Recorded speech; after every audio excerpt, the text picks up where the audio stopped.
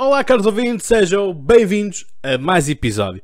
Pois é, praticamente 15 dias sem vir aqui ao podcast, mas cá estou eu e portanto estive na mesma, ativo nas redes sociais. Vocês sabem que há sempre conteúdo partilhável no Instagram do vosso podcast Conversa, sobretudo o Instagram é o que eu uso, sobretudo para criação de conteúdo, não é? Portanto, estamos perto de chegar aos 4.000 seguidores. Portanto, se estás a ver este episódio, se ainda não subscreveste o canal do YouTube, subscreve já. Se estás no YouTube, então deixa aquele like.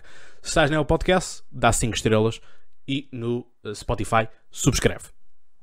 Depois vais às redes sociais e segues no Facebook, no Twitter e também no Instagram. E portanto, segue sobretudo no Instagram, porque é lá que faço polls para fazer títulos de episódios que vocês querem. Portanto, tenho lá os episódios, sugestões de episódios guardadas para vocês.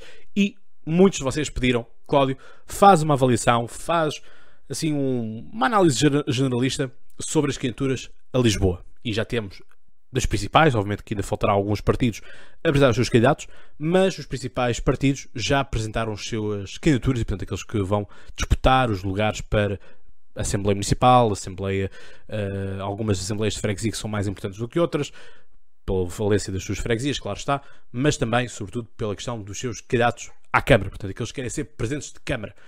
E tivemos certas controvérsias, não é? Portanto, a começar pelo Nuno Graciano, não é? Que foi bombardeado dia e noite nas redes sociais, por isso é que, enfim, fiz aquele vídeo no Reels, com aquela aplicação que, enfim, põe aquela cara a cantar a música que nós quisermos, não é? E, portanto, pus aquela de What is Love, não é? Baby, don't hurt me anymore, não é? Portanto, quer dizer, parece que o Nuno Graciano foi aqui atropelado e, portanto, fiz essa pequena brincadeira, porque lá está, também estarmos a enxovalhar uma pessoa só porque sim, não me parece que seja o mais sensato possível. Até porque eu acho que o combate político deve ser na base da elevação das ideias e, portanto, mas isto é uma opinião muito pessoal minha e é uma coisa que parece que para Portugal, enfim, gostamos mais de mandar o outro abaixo e inventar histórias sobre o outro para podermos nós subir sobre a desgraça do outro. Mentalidades e, portanto, isso a médio e longo prazo não traz rigorosamente nada. O que traz sucesso a médio e longo prazo é assim trabalho, consistência, produção. E portanto, cá estamos nós hoje então para analisar essas mesmas candidaturas e portanto vamos começar com o Fernando Medina. Ora, Fernando Medina, se permitem aqui, vocês sabem que eu sou de História, não é? Portanto tem sempre esta componente histórica, sempre curiosidades para vos dar e faz lembrar muito a ideia do Imperator, o imperador em Roma, que um dos poderes que ele acumulava era o de Princeps Senatum, ou seja, o príncipe do Senado. E o príncipe é o Princeps, o primeiro a falar. E, portanto, qual é este poder? Cláudio, grande coisa. Não. É um poder extremamente brutal de se ter. Ou seja, é aquele que fala, é aquele que abre a sessão no Senado. E, portanto, é aquele que diz, temos este assunto para tratar. E como é ele que define qual é que é o assunto que é para tratar, é ele que também vai definir os términos em que as coisas estão. Isto era algo que, quando eu estava, por exemplo, na sociedade de debates competitivos, o Primeiro-Ministro tinha sempre o grande poder de dizer basicamente qual é que era o quadro geral. E isso é o mais importante, porque nós, quando éramos Primeiro-Ministros, dizíamos qual é que era o quadro geral, dizíamos se havia crise, se não havia crise, se o mundo estava bem, ou seja, limitávamos uma série de caminhos que a oposição podia ir ocupar.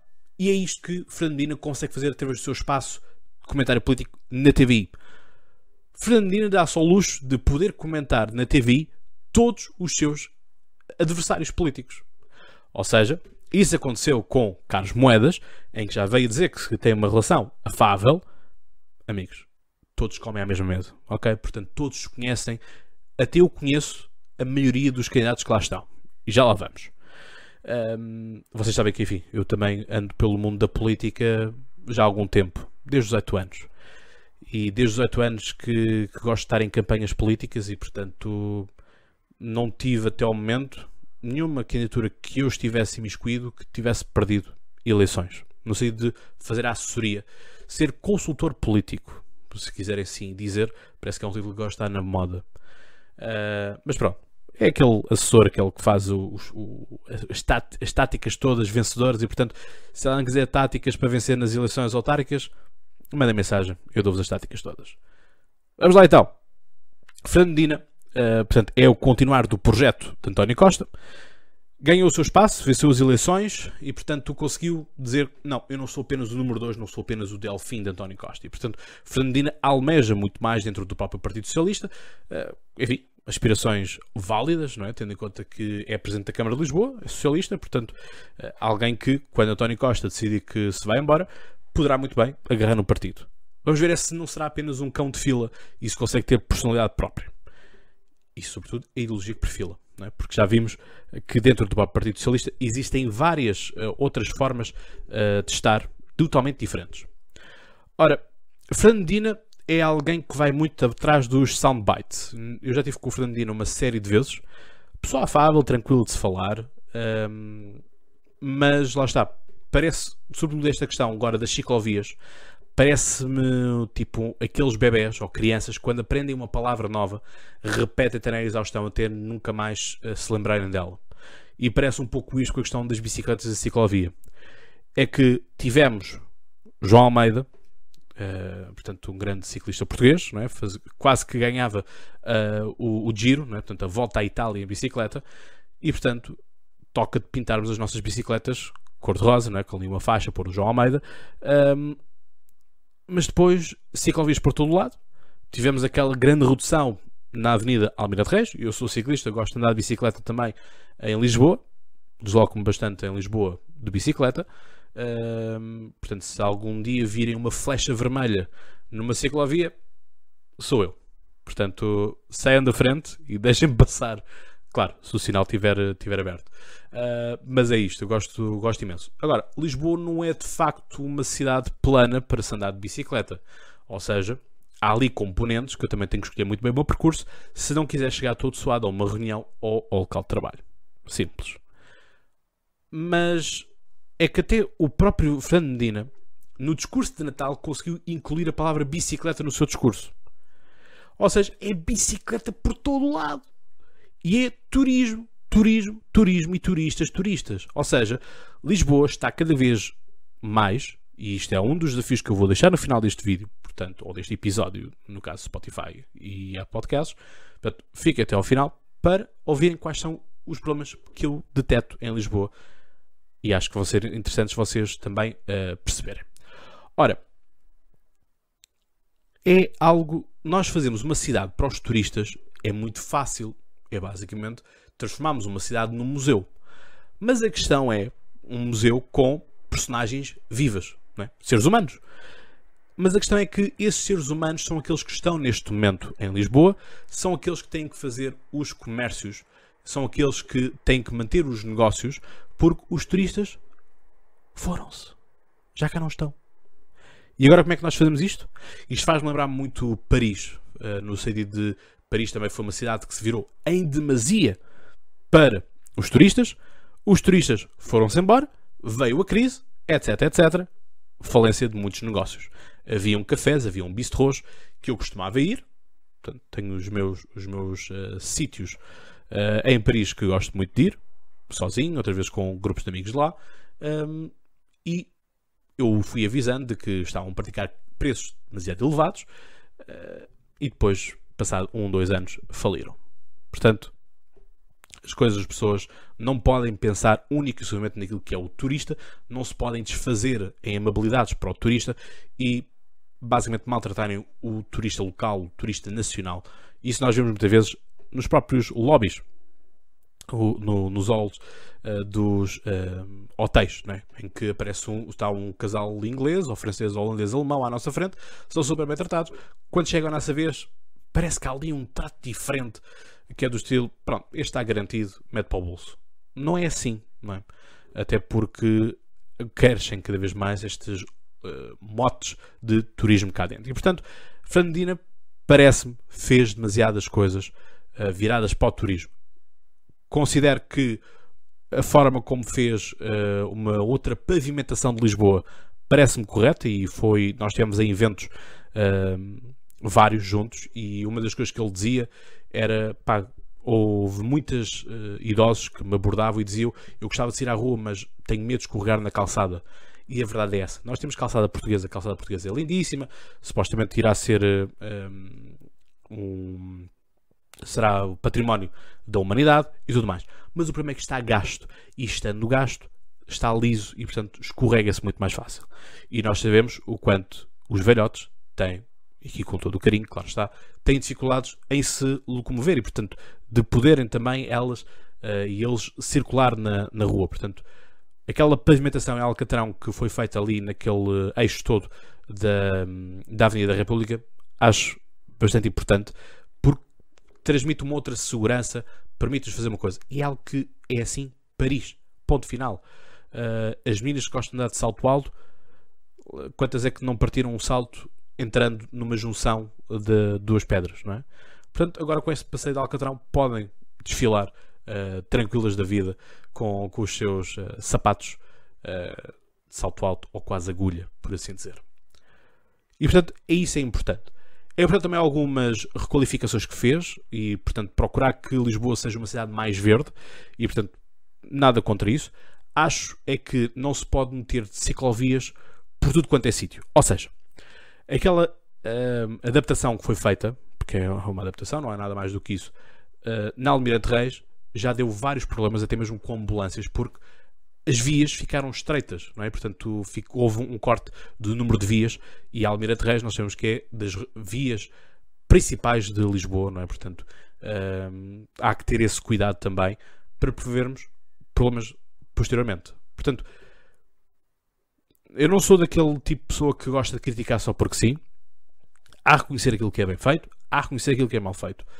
Houve algumas coisas que, falando eu com comerciantes, por exemplo, o Martim da Arcada, por exemplo, houve alguma negligência em relação ao pessoal do comércio local, por exemplo, certas vias, etc, patrimónios, há coisas que mais têm que ser feitas.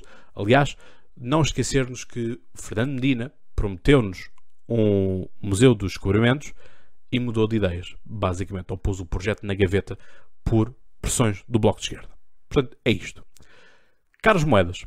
Carlos Moedas também é uma pessoa que já estive várias vezes, trato muito afável, mais simpático ele do que propriamente a secretária dele, diga-se.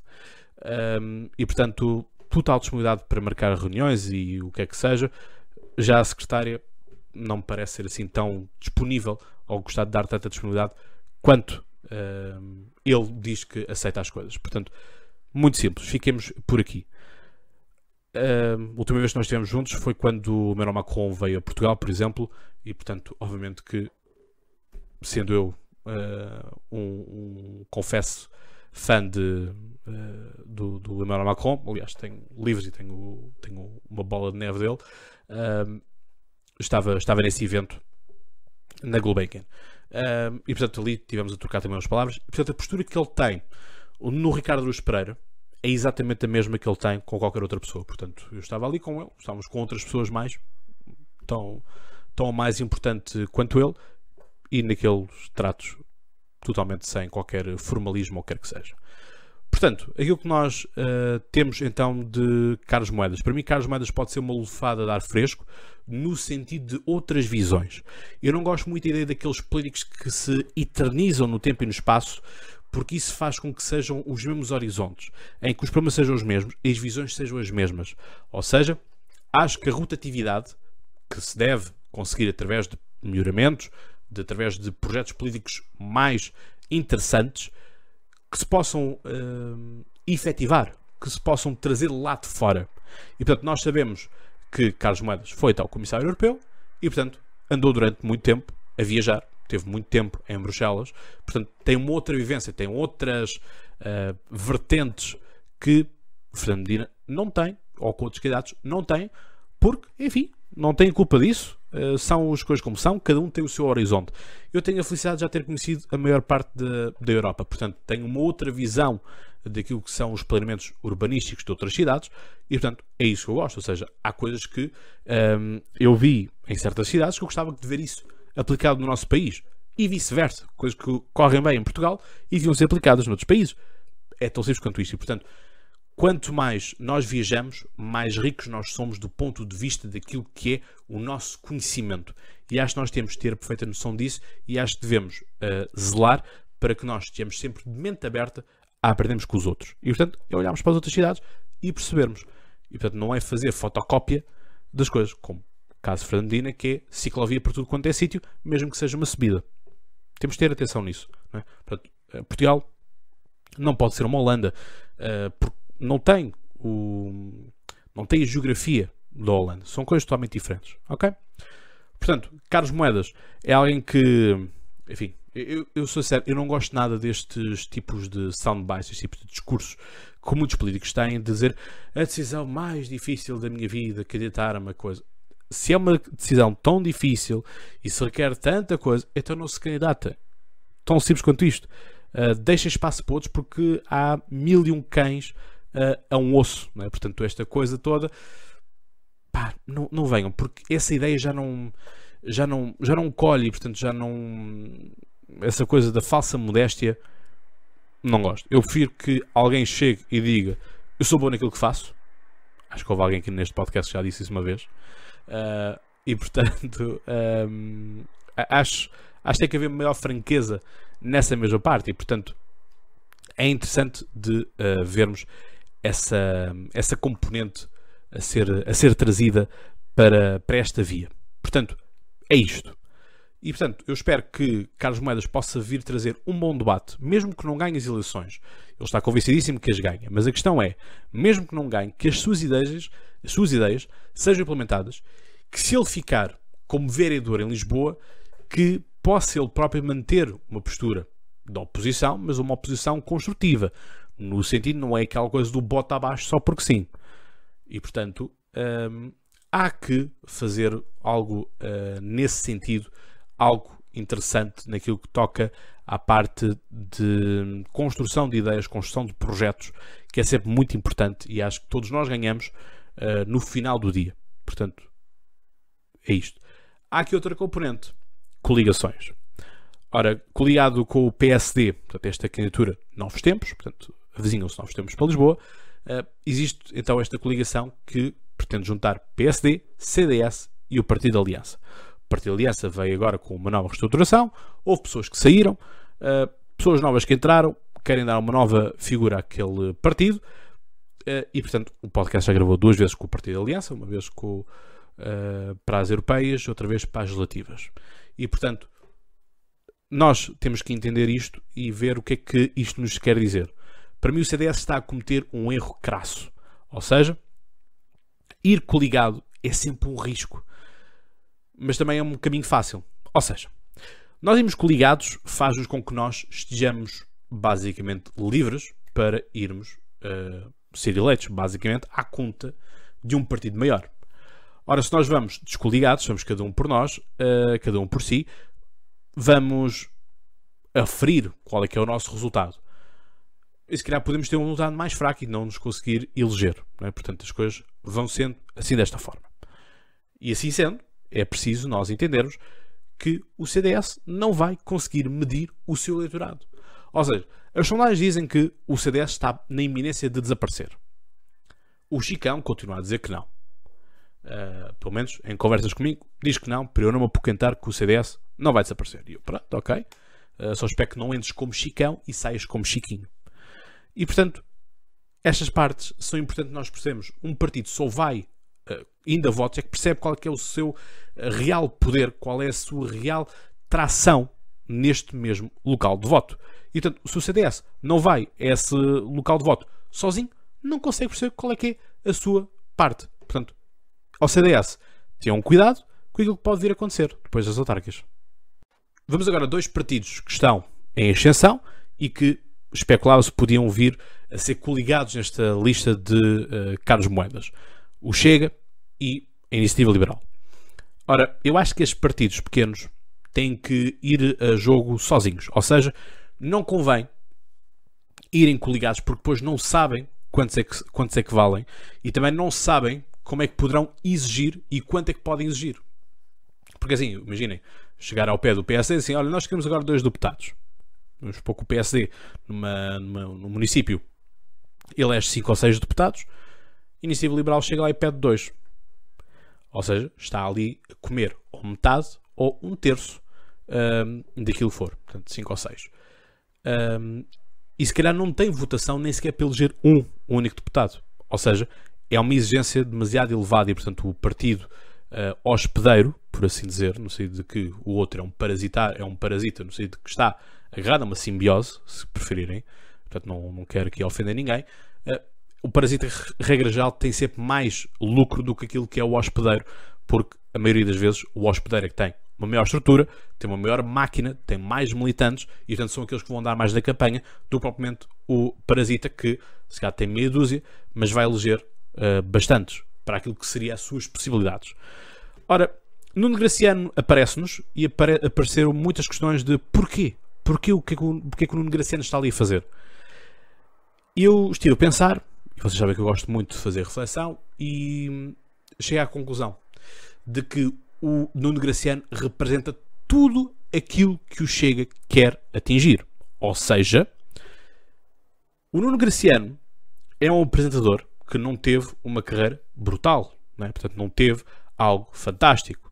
O Ricardo Luz Pereira foi inclusive a buscar aquele festival de sushi que ele fez e que as pessoas pagaram e basicamente não comeram sushi nenhum. E também não foi assim um grande apresentador de televisão, não é? Portanto, se calhar aquilo que teve maior notoriedade, Não Há Crise, todos nós lembramos do Não Há Crise, aliás fizeram-se imensas piadas em relação a isso. Lembramos também daquilo que foi o embate entre o Nuno Graciano e a Maia com o Rui Sinal de Cortes, e portanto o Rui Sinal de Cortes que eu tanto gosto, e portanto com aquela questão toda do coçar com o cancro, mas depois é a mesma CMTV, é o mesmo Nuno Graciano que apresenta um velório em direto nas manhãs da CMTV. Ou seja, é preciso nós termos a consciência disto, é preciso nós entendermos isto. Mas qual é que é a ideia, qual é que é aqui o ponto do Chega? E reparem que o Chega também já foi a Cascais buscar o irmão do José Rodrigues Santos, é que nós neste momento falamos mais do José Rodrigues Santos, pivô da RTP1, do propriamente do irmão, que é o candidato do Chega.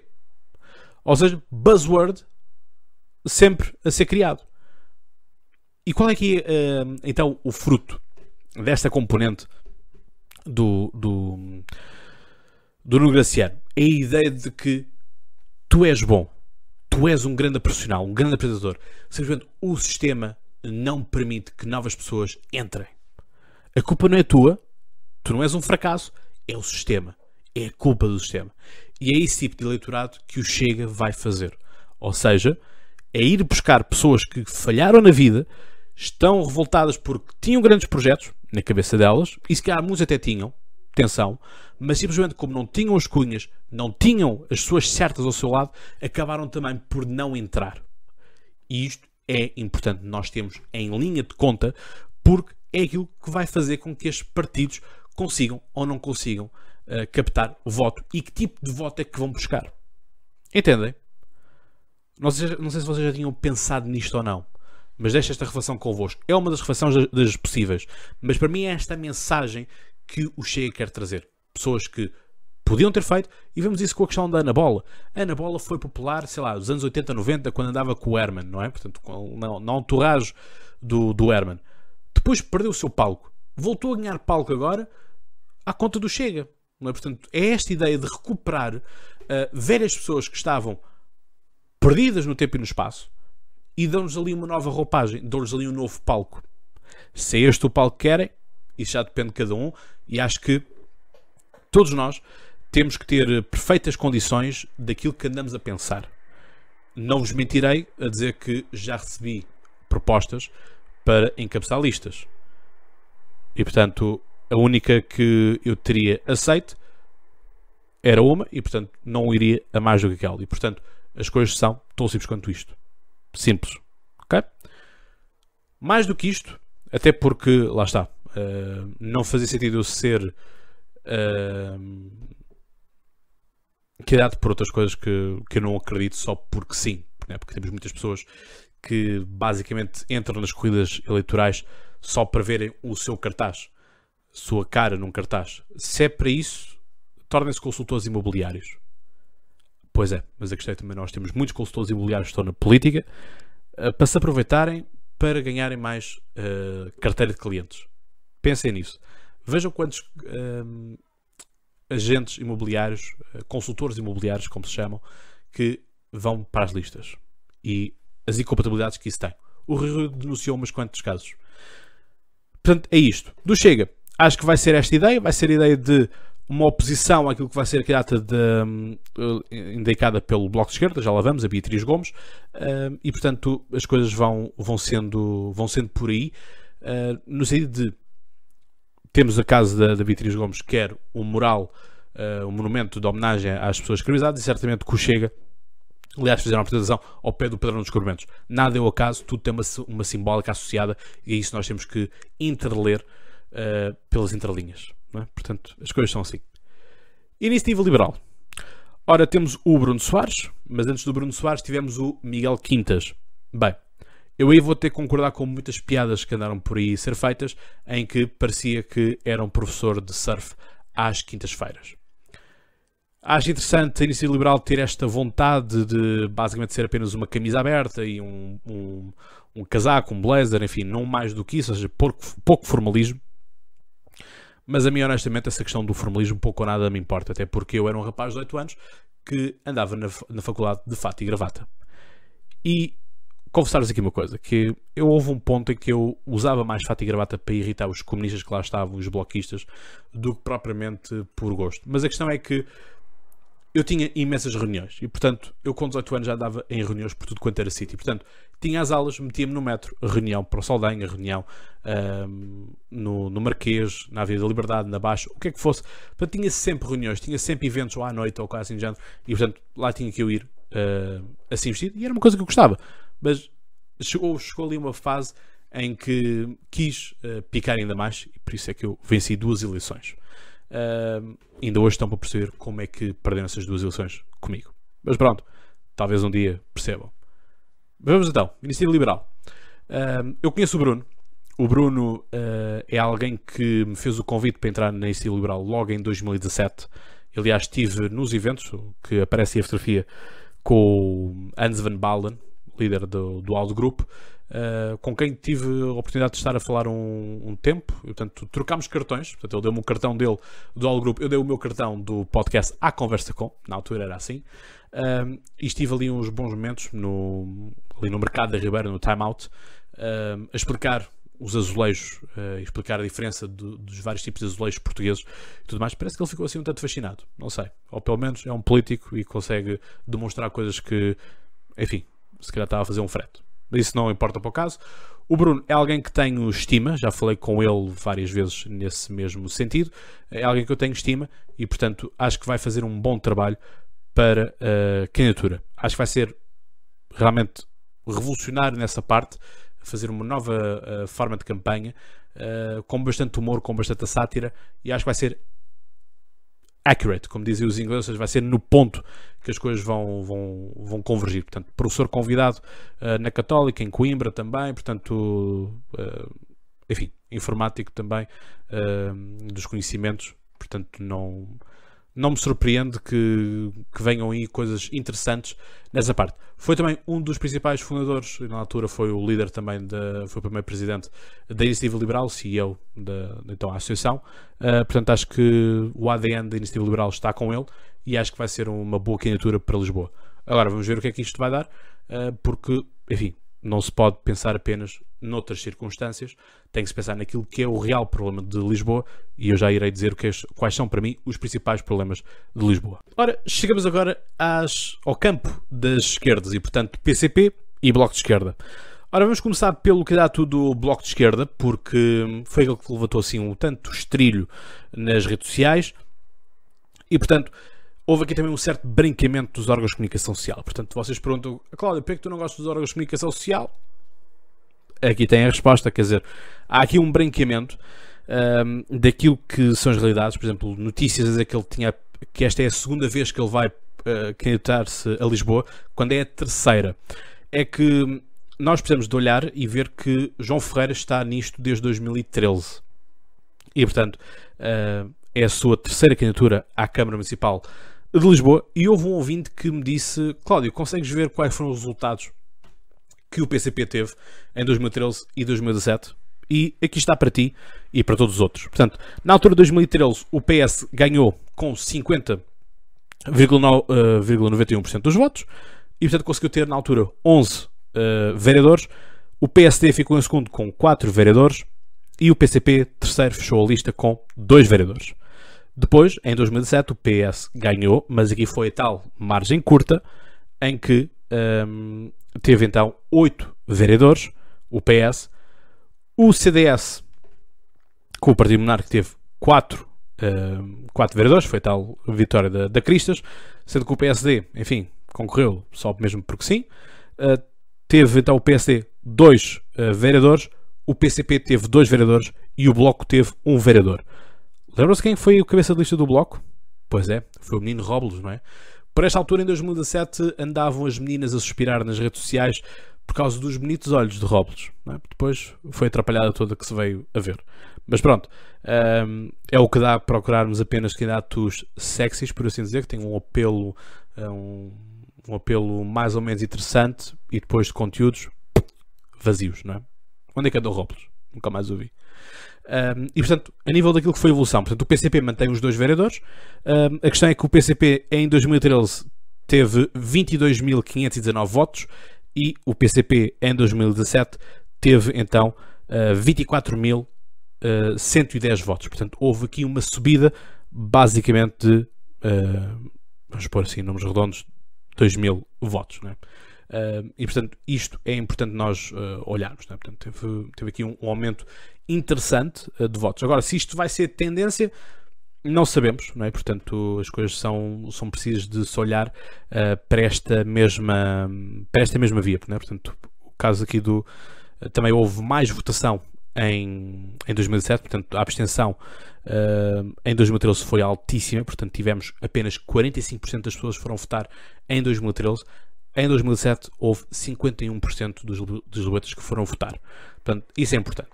Ora, João Ferreira parece que é pau para toda a obra, não é? Como eu disse no post que fiz no Instagram, por isso é que eu digo que é importante vocês seguirem no Instagram para ver as publicações, ver aquilo que eu vou dizendo, algumas reflexões, que enfim, às vezes não é necessário fazer episódios sobre essa mesma reflexão, mas gosto lá de deixar a minha opinião e, portanto, acho que vocês também poderão olhá-las e ver se concordam ou se não concordam.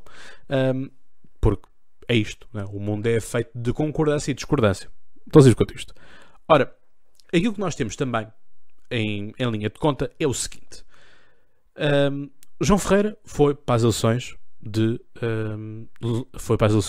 autárquicas de 2013. Foi para as europeias também. Foi para as presidenciais, não é? Foi o candidato da Constituição. Só que já foi decidido que ele não vai manter-se no Parlamento Europeu, portanto vai ser substituído pelo outro camarada, também chamado João Pimenta Lopes, que tinha estado nas listas também para as europeias, e portanto característico pelo seu cachecol, já agora, ou Sharp, se quiserem, um lenço, whatever, que vocês quiserem chamar aquilo. E portanto isto parece indicar-nos que possivelmente João Ferreira será o próximo secretário-geral do Partido Comunista Português, ou seja, é alguém que vai deixar de estar em Bruxelas, vai passar a estar em Lisboa, portanto, mais próximo daquilo que são as realidades portuguesas, e, portanto, poderá ser aqui o passar de testemunho.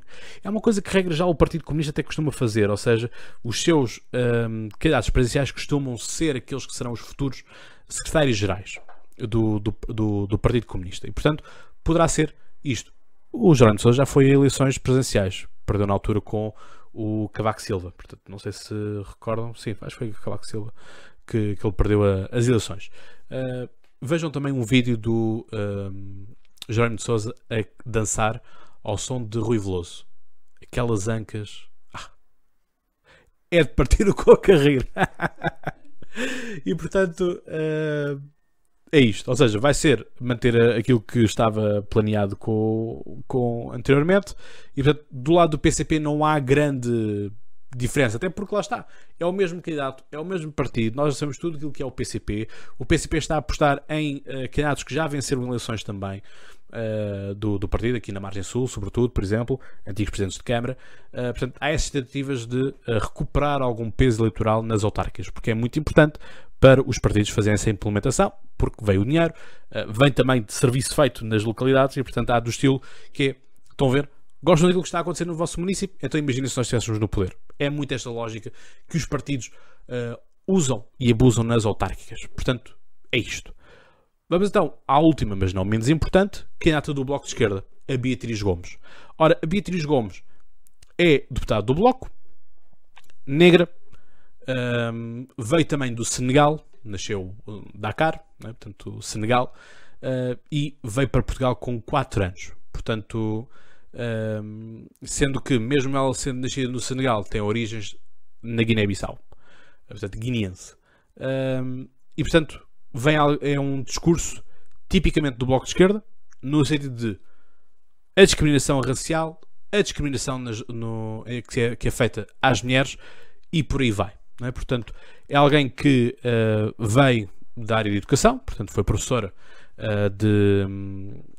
do ensino básico e secundário, não é? Portanto, ela é licenciada em Biologia na Universidade de Coimbra e, portanto, é isto que ela traz para nos oferecer. Ou seja, é uma ideia de continuidade daquilo que também já foi um projeto que ela fez, também autárquico, que ela já foi deputada de freguesia nas freguesias de Anjos e Arroios. Portanto, são 2 freguesias de Arroios, então é a freguesia que tem mais multiculturalidade e, portanto, é importante. Ou seja, a candidatura da Beatriz Gomes é importante porque vem dar aqui cor, é verdade, mas também é a mesma ladainha do Bloco de Esquerda. Os coitadinhos, os discriminados, etc, etc. E isto vai ser o tipo de discurso que vai ser usado pelo Chega para atacar esta mesma candidatura. Ou seja, é importante nós olharmos para aquilo que são cada vez mais as comunidades que se alojam em Lisboa. E, portanto, a Beatriz pode ser, sem dúvida, essa voz de trazer para aquilo que são as minorias escondidas em Lisboa e aquelas que são alvo de racismo diariamente, etc, etc. Portanto, nós conhecemos todos a história e, portanto, a cantiga é sempre a mesma, não muda. Mas é necessário. É necessário nós termos alguém que traga ao de cima esses problemas. Porque lá está, como eu já disse várias vezes dentro do meu grupo de amigos, governar para ricos é fácil. O grande desafio é governar para a classe média e para os pobres, sobretudo. E, portanto, isso é algo que nós temos que entender. Porque Lisboa, meus amigos, não é apenas aquilo que é a Baixa. Não é apenas o Rossio, não é apenas o Marquês de Pombal, não são apenas os escritórios nas Amoreiras, em Sete Rios ou no Saldanha. Há muito mais do que isso. Existem os bairros sociais, não é? Existem guetos em Lisboa. E são esse tipo de posturas, são esse tipo de candidaturas que também interessam de nós vermos, porque são essas candidaturas que, regra geral, nos chamam a atenção para os reais problemas de uma cidade, para aquilo que é também uma capital europeia, como é Lisboa. E, portanto, houve um evento em que perguntei a candidatos liberais quais eram os seus projetos para os bairros sociais. A resposta não me foi satisfatória, apesar de ter sido uma foi dada, mas que as coisas ainda estavam por revelar em projeto autárquico, ou seja, ainda não estavam os programas autárquicos feitos. Mas é isto que nós temos que fazer, estes desafios, é perceber quais são os reais problemas, porque isto nós não podemos apenas pensar no problema do tipo que vai para o escritório, porque se calhar esse tipo que está no escritório não vive em Lisboa, não vota em Lisboa, é apenas o seu local de trabalho. Eu sou o tipo que vai de bicicleta para o trabalho em Lisboa, mas eu não voto em Lisboa. E a maioria das minhas amizades que eu tenho e que nos encontramos em Lisboa não são de Lisboa. Pertencem a outro concelho, pertencem à margem sul e, portanto, não votam lá, não depositam lá o voto. Portanto, nós temos que perceber, e esta questão da pandemia, e aqui dar um props ao Miguel Raposo, um grande amigo meu, que no story fez uma afirmação interessante, que é: a pandemia veio mostrar aquilo que falta nas periferias das cidades. Porque hoje em dia estamos todos nós nas nossas periferias, ninguém vive no Saldanha, não é? Ninguém vive ali no Marquês de Pombal, por assim dizer, não é? Haverão pessoas que viverão, certamente, claro que sim, mas não são a grande maioria da população. A maioria da população vive nas áreas, nos subúrbios das grandes cidades. É assim que é. E, portanto, nós muitas vezes não temos os mesmos serviços que temos quando estamos em Lisboa. E, portanto, há serviços que são desempenhados em Lisboa que desaparecem. Ou seja, aqueles grandes restaurantes que estão na Baixa, que estão em Intercampos, no Saldanha, Pequena, etc, etc, vivem enquanto houverem empresas lá, enquanto houverem aqueles escritórios. Mas eu, por exemplo, já não vou a uma série de restaurantes, como por exemplo o Dot, que eu adoro, passo aqui a publicidade, mas é um dos restaurantes onde eu mais costumo combinar eventos, é no Dot, e já lá não vou. Não é? Portanto, o Dot, que eu sou um cliente, vamos dizer, habitual, já não tem lá o meu dinheiro a entrar. Duvido que eles precisem exclusivamente do meu dinheiro, obviamente. Mas, ainda assim, vocês percebem a imagem, percebem aquilo que eu estou a querer dizer. E, portanto, nós temos que olhar para os reais problemas. Temos que olhar para os problemas da comunicação entre freguesias. Temos que perceber também quais são os problemas de comunicação de Lisboa para o resto das áreas periféricas. Quais são os tipos de acessos? Qual é que é a regularidade? Há coisas que obviamente não são competências da Câmara. Mas a Câmara pode fazer chegar ao Governo, fazer apelos. Tem um tipo de mediatismo que a Câmara Municipal, sabe, de Trancoso ou Freixo Espada à Cinta ou o que é que seja, não tem. Por questão do interior. Por questão no interior sozinho ostracizado. Não é essa a expressão do Herman. Portanto, é isto que nós temos que ter em linha de conta. É perceber estes reais problemas. Mais, é perceber como é que temos uma Lisboa que não está feita para os lisboetas. Está feita para turistas. Única e exclusivamente. E nós sabemos que os turistas, quando desaparecem, morreu tudo. É uma cidade que está feita apenas para ser um local de trabalho, apenas para escritórios, etc, etc. E, portanto, estão neste momento vazios. Portanto, Lisboa é uma cidade fantasmagórica por causa de todo este tipo de coordenação. É preciso nós percebermos como é que nós, jovens, conseguimos ir viver para Lisboa. O Porta 35 é suficiente. Se calhar não é suficiente. A Câmara Municipal de Lisboa tem muitos imóveis que são sua propriedade. Há que rentabilizá-los. Há que dar um novo dinamismo. Há tantos jovens que podem ser uma nova geração que se vai fixar em Lisboa e que pode ser essa geração que corresponderia à geração dos nossos avós, não é? Que foram viver para Lisboa, para as chamadas Avenidas Novas. Porque até a implantação da República, Lisboa não era mais do que Terreiro do Paço até à chamada Rotunda, que é atualmente a Rotunda do Marquês de Pombal, porque o resto eram tudo quintas. Por isso é que aquelas zonas todas chamam-se as Avenidas Novas. É todo este projeto. O projeto que nós temos de Lisboa é um projeto salazarista das construções. A cidade universitária, por exemplo. Portanto, temos todas essas componentes que nós temos que olhar e temos que perceber. Falta-nos ter uma nova Lisboa que seja capaz de perceber todas estas dinâmicas, que seja capaz de acabar também com muita criminalidade, porque essas criminalidades surgem dos guetos, surgem dos bairros onde são colocadas as minorias e, portanto, é pôr para as franjas da cidade aquilo que são as comunidades que não nos interessam. Não nos interessam do ponto de vista de quem está no poder. E, portanto, recordem-se daquilo que aconteceu com a Revolução Francesa, em que, como puseram o povo a recair, portanto, a escumalha, como se diz em francês, nas fronteiras da cidade. E é uma coisa que acontece hoje em dia. Portanto, quem viu o Banlieue 13, ou o Bairro 13, um filme francês, e que vê que aqueles bairros bloquearam toda a Paris nos dias de hoje, é exatamente a mesma Paris do final do século XVIII que faz a Revolução Francesa, em que os barões e as baronesas estavam em Paris, querem sair e não saem porque está bloqueada pela recai que eles chamaram. Os burgueses também não saem da Revolução, não saem ali daquele círculo criado em Paris. Portanto, é isto que nós temos de ter a noção. Que Lisboa é que nós queremos ter? Queremos ter uma Lisboa em que o centro é turístico e o que está à volta é medonho? O que é que nós queremos?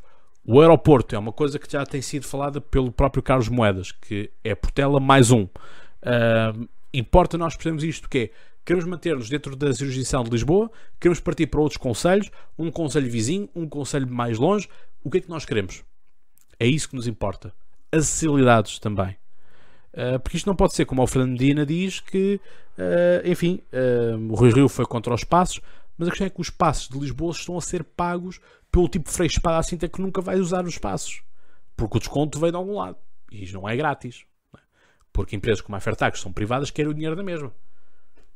Portanto, atenção com isso. E atenção também ao populismo que vai haver em demasia, em todo lado, à esquerda, à direita, ao centro, moderados, extremados, vão todos usar populismo. Portanto, estejam atentos ao voto e, de forma geral, naquilo que são as criaturas várias que vão existir por aí, tenham cuidado ao populismo que vos vai ser apresentado, às soluções fáceis.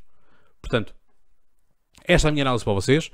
Estas também são as minhas preocupações com Lisboa, porque lá está, governar para ricos é muito fácil. Governar para classe média e classe pobre já é mais difícil e muito mais complicado.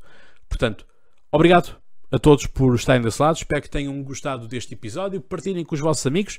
Acho que é importante fazermos este tipo de reflexões. Obviamente que outras reflexões são mais que bem-vindas e outras análise também o são. Portanto, conto contigo também para que na caixa dos comentários do YouTube possas, se és lisboeta, dizer para ti quais são os teus principais problemas que encontras em Lisboa.